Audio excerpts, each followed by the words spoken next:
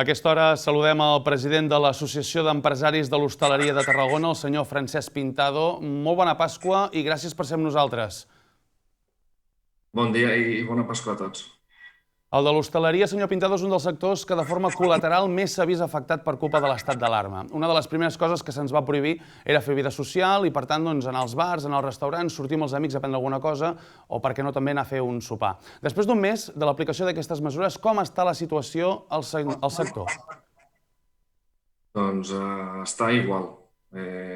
Això vol dir restaurants tancats, establiments d'allotjament tancats, a casa, ERTOs a totes les empreses. Ens ha tocat de dalt a baix. Ens ha tocat directament, entenem i nosaltres reforcem el missatge de que hem de ser a casa, de que hem de fer tots l'esforç, però ens ha tocat de forma molt dura en el nostre sector. Quants treballadors creu que s'han vist afectats per aquest expedient de regulació temporal d'ocupació? Parlava de totes les empreses. Bé, a nivell, les dades que tenim són que pràcticament el sector serveis ha ocupat el 75% dels ERTOs presentats a la província de Tarragona. Per tant, és que no hi ha excepció. En el nostre sector, tothom té tancat. Tots els hotels, totes les cases rurals, totes les pensions, els hostels, els restaurants, les cafeteries, els bars, tota l'hostaleria ara mateix està tancada i confinada. Alguns establiments han aprofitat les noves tecnologies, les plataformes de repartiment, s'han llançat a oferir menús a domicili. Sap si en són moltes, aquestes empreses, les que s'han dedicat a intentar garantir una certa normalitat tot i l'excepcionalitat?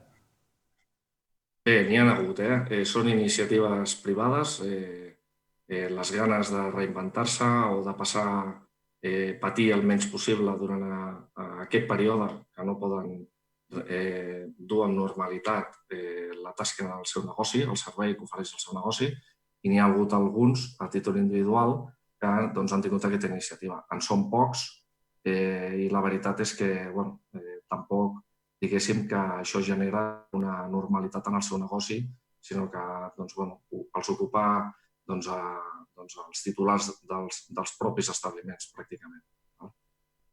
D'altres consideren que el fet de menjar al seu restaurant és una experiència que no es pot traslladar a casa, que gaudir d'un àpat passa per asseure's a les taules i a les cadires dels restaurants, comptar amb l'amabilitat dels cambrers, amb el tracte personal del cuiner. Suposo que també hi ha hagut molta gent reticent, no?, a obrir les portes, en aquest cas, al teletreball des dels restaurants. Bé, tots sabem la magnitud que comporta el anar a reservar i anar a gaudir d'un àpat a un restaurant amb persones que escollim nosaltres, ens serveixen, podem estar relaxats, podem gaudir de l'àpat, podem gaudir del vi, de l'entorn, de la conversa, de sortir de casa, de no haver de recollir finalment després de gaudir aquest àpat. Així que, bé, això que tenim culturalment tan arraigat i que tant gaudim, amb aquest producte de proximitat, amb aquest vi de la nostra terra, aquests restaurants d'alt nivell que tenim, de tot tipus, perquè en tenim de tot tipus i de tota varietat, i arreu de la província, amb diferents productes. Això, bé, és una cosa que tenim arraigada, que ens agrada moltíssim a tots i, evidentment, no és el mateix menjar aquest àpat que te'l portin a casa i menjar-te a la casa. No és el mateix. Però és cert que hi ha països com Corea que van, en el temps per davant nostre, amb el Covid, ha passat que hi ha hagut una repuntada d'aquest menjar a domicili, inclús amb estrelles Michelin. És a dir, que pot ser una petita tirita, però evidentment ni és la solució ni ha de passar per ser el futur de la restauració. Què els reclamen a les administracions, senyor Pintado? Hem sentit els autònoms, molts de vostès ho són. Hem sentit els comerciants, que es queixen que han de continuar pagant els lloguers dels locals. Vostès també. Què consideren que han de fer els governs locals, autonòmics i estatals per vostès? Bé, des de la Federació Provincial el que és una reducció de l'IVA, entre altres ajudes. Podríem parlar ara mateix ajudes ben poques. L'autònom, que és el gruix del nostre associat, ha estat molt desemparat i molt poc cuidat.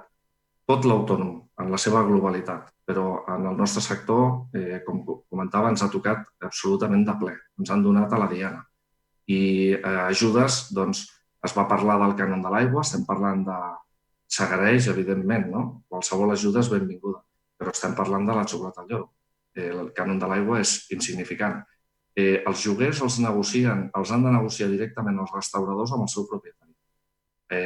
L'avantatge és que l'interlocutor entén la situació, diguéssim, d'emergència i puntual que suposa que el restaurador negociï o la condonació del mes o, que és la gran majoria, el que estan fent és endarrerir, deixar aquest pagament pendent i pagar-lo més endavant.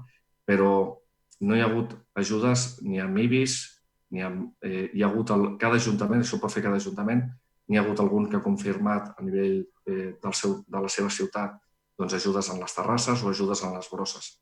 Però encara no hi ha hagut confirmació d'IBIS, no hi ha hagut confirmacions de lloguers, d'hipoteques, és a dir, ara mateix el nostre associat, el restaurant, el que tots anem al cap de setmana o anem durant la setmana a fer el menú o a esmorzar o a sopar, aquest negoci ara mateix està amb la persiana a baix, està pagant els lloguers, està pagant els impostos, està pagant les assegurances, està pagant tota la despesa fixa, tenint la persiana a baix sense la possibilitat de tenir ingressos o de treballar per produir aquests ingressos.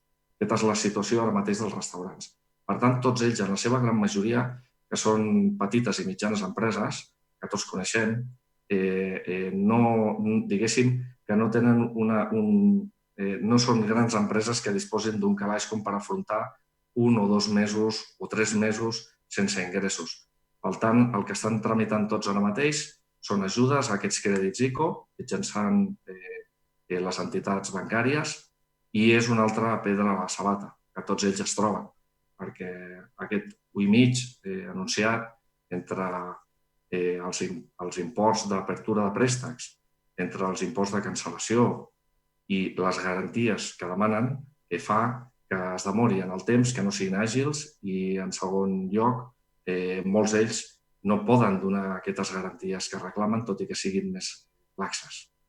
Així que el panorama que tenim en els restaurants entenem i demanem calma i tots el que tenim ganes és que passi això, que s'aixequi, se'ns permeti, quan la situació, evidentment, ho permeteixi, poder aixecar la persiana i poder posar-nos a treballar, que és el que volem. Tornar a donar vida a les ciutats, a les terrasses, als restaurants, als bars, poder, en definitiva, continuar amb la nostra vida normal, que en ella sempre hi ha una part del nostre sector. Aquesta restauració, aquests espais, aquesta taula, aquesta sobretaula.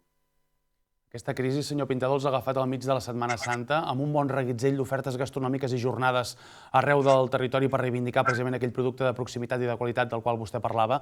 Això es traslladarà en el temps? Veurem ganxet pinxos, jornades de la carxofa, del peix blau, en d'altres moments de l'any? Bé, a l'Associació Empresaris d'Hostaleria de la província de Tarragona tenim vinculades associacions arreu de la província.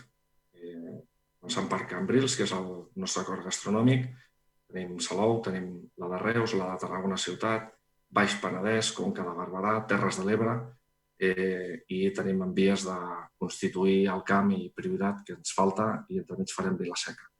Amb això vull dir que totes les jornades gastronòmiques que liderem o dinamitzem des de l'AEHT, evidentment han quedat cancel·lades o han quedat posposades. Nosaltres, aquestes jornades, en general, arreu de la província, sempre es fan per guanyar temporada, és a dir, són sempre abans del període estival o després del període estival. Totes les pre-període estival han quedat cancel·lades o posposades i ens les plantejarem un cop passi l'estiu. Cert és que des de l'optimisme el que volem preveure és que quan comenci la normalitat en les nostres vides, ara veiem aquestes imatges i ens agafen ganes de poder quedar amb els amics o amb la família i anar a sopar en una terrassa. Quan passi aquesta normalitat, doncs esperem que al començar tard també puguem allargar al setembre, puguem allargar a l'octubre, que tenim molt bon clima per fer-ho, i a partir d'aquest període engegar aquestes jornades que allarguin, que és la finalitat d'aquestes jornades, no? Posar en relleu el producte, posar en relleu la qualitat gastronòmica de cada territori amb el seu producte i els seus restauradors i poder allargar aquesta temporada que és tan estacional. Ens agradi o no, que sempre diem, doncs la lluita d'organitzar aquestes jornades és allargar aquesta estacionalitat i, per tant, ho intentarem fer a partir cap al mes d'octubre, intentar allargar octubre-novembre amb aquestes jornades. I, evidentment, totes les que vulguin fer les associacions, nosaltres farem tot el que està al nostre abast per tirar-les endavant. Parlava vostè d'aquesta estacionalitat. Tenen por que la situació es pugui allargar a l'estiu? Perdó, que es pugui allargar. Sí, que la situació d'emergència es pugui allargar als mesos d'estiu. Bé, estem tot el dia pagats a totes les informacions, a les estadístiques, a les previsions. Entenem que es anirà obrint una miqueta, serà una cosa paulatina i suposo que sí que es anirà marcant topes de reunió de persones o de número de persones en local. Per tant, esperem que els restaurants, encara que sigui amb limitacions, siguin dels primers que puguin obrir.